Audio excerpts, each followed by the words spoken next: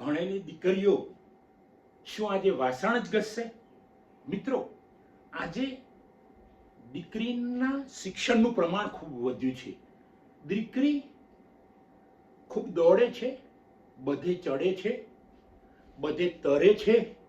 દીકરી કોઈ પણ ક્ષેત્રમાં પાછળ નથી. દીકરી બીજાની હોય, આપણી હોય, કોઈની હોય, પણ એ દીકરી જ છે. દીકરીનું યોગદાન ભૂતકાળથી સમાજમાં રહેલું છે. મિત્રો, તમે કોઈ પણ પૌરાણિક ગ્રંથોમાં જોશો તો એ વખતે પણ દીકરીનું ખૂબ યોગદાન હતું સમાજમાં, પણ કદાચ એની અવગણના કરવામાં આવતી હતી. આજની દીકરીઓ, આજના એઆઈના યુગમાં, ટેકનોલોજીના યુગમાં દીકરીઓ ખૂબ આગળ પહોંચી છે. દીકરીઓ ક્યાંય પહોંચી છે તમે કલ્પના કરશો એના કરતાં પણ વધુ દેખાશે. તો શું મિત્રો, આજે દીકરીઓ રોજગારી મેળવતી થઈ છે, કુટુંબને મદદ કરતી થઈ છે, બાળકોને ભણાવે છે, મા બાપની સેવા કરે છે, સાસુ સસરાની સેવા કરે છે. અપવાદ હોઈ શકે બધામાં.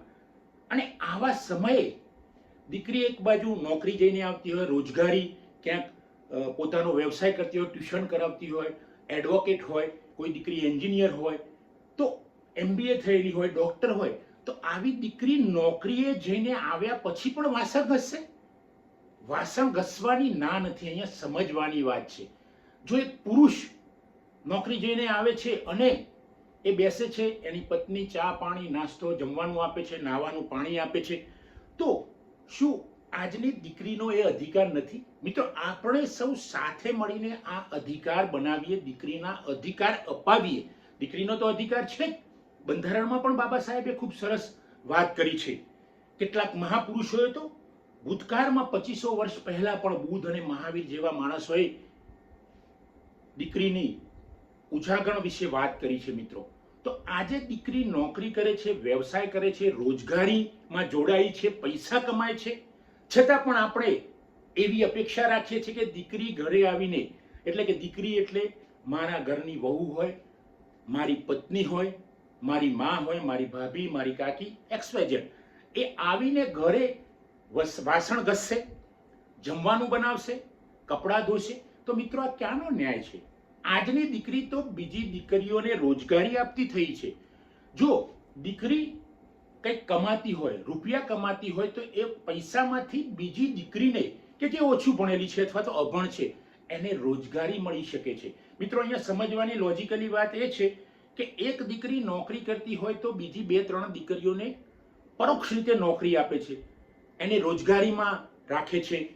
ફોર એક્ઝામ્પલ, પતિ પત્ની બંને ટીચર હોય અથવા તો બંને પ્રોફેસર હોય અને બંનેનો એક જ ટાઈમ હોય, બંને સાથે આવતા હોય, બંને એક જ કામ કરીને આવે છે, બંને થાક્યા છે, તો એવા સમયે ઘરની અંદર જો બીજી દીકરી આપણે કે જે ઓછું ભણેલી છે અથવા તો એને બીજામાં કંઈ એનું મગજ પહોંચતું નથી, એવી દીકરી વાસણ ઘસી શકે?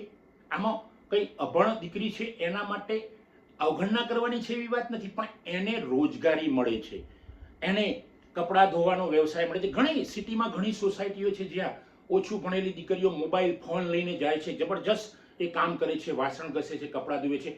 એટલે અહીંયા દીકરીઓની અવગણનાના સંદર્ભમાં કામની વાત નથી કરતો હું મિત્રો, પણ જે દીકરી નોકરી કરે છે, જે દીકરી રોજગારી મેળવે છે, એવી દીકરીને ત્યાં બીજી દીકરીને રોજગારી મળશે, અથવા તો કોઈ ઓછું ભણેલો છોકરો હોય, દીકરો હોય, તો એ પણ ત્યાં કામે રહી શકે છે. મિત્રો, ક્યારેક આપણે એવી અપેક્ષા રાખીએ છીએ કે MD થયેલી ડોક્ટર દીકરી હોય, એ એની ઓફિસમાં, એની હોસ્પિટલમાં સુપ્રિન્ટેન્ડન્ટ હોય, ત્યાં તો એ ઓફિસર હોય છે ને, ઘરે આવીને પાછું એને પેલા વાસણ, કચરા પોતું, કપડાં ધોવા, બાળકોની સાચવણી, મા બાપની સાચવણી, સાસુ સસરાની સાચવણી, આ બધું તો કરવાનું જ હોય છે.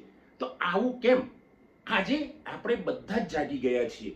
આપણે બધા એટલે બધા જ માણસો જાગી ગયા છે, બધાને અવેરનેસ આવી ગઈ છે, છતાં પણ ક્યાંક ક્યાંક આપણે આપણી દીકરીઓની અવગણના કરીએ છીએ. અને આ કામ તો દીકરી જ કરશે, રોટલી બનાવવાનું કામ તો દીકરી જ કરશે, વાસણ તો વળી હું ઘસતો હોઈશ, એ તો મારી પત્નીનું કામ છે, વાસણ ઘસવું એ તો મારી બેનનું કામ છે.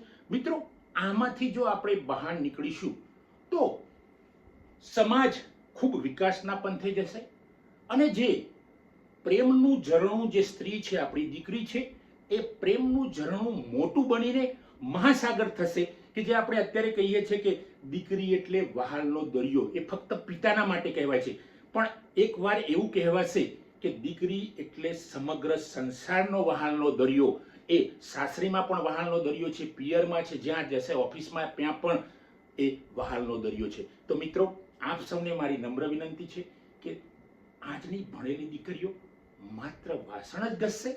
આ પ્રશ્નાર્થ તમે મનમાં ઉતારો. આ પ્રશ્નની વાત છે, જવાબ આપણે ખુદ મેળવી લઈશું. તો મિત્રો, આપ સૌને જો આ વિડીયો સારો લાગે તો એને શેર કરો અને દીકરીઓને મદદ કરવાનો, પ્રત્યક્ષ પરોક્ષ રીતે મદદ કરવાનો આપણે સૌ સાથે મળીને પ્રયત્ન કરીશું. મિત્રો, જય હિન્દ,